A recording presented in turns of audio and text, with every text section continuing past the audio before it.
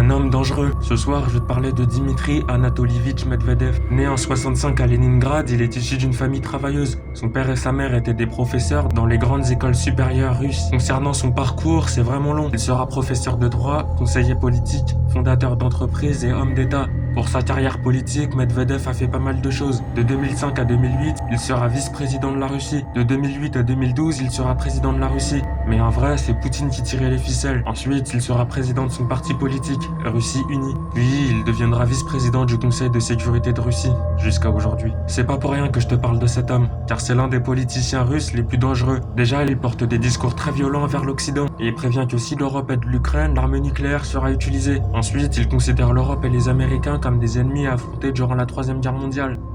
Déjà rien que ça, t'arrives à cerner la mentale du gars. Et il ne mâche pas ses mots envers l'Ukraine. Pour lui, il faut exterminer les membres du régime ukrainien jusqu'au dernier. Pour conclure, Medvedev est une menace importante pour l'Occident, car cet homme exprime clairement qu'il n'aura aucune limite pour arriver à ses fins. De plus, il est considéré comme un homme qui n'a plus rien à perdre. Et justement, c'est ça qui fait peur aux Européens. J'aimerais bien avoir ton avis en commentaire. Et abonne-toi.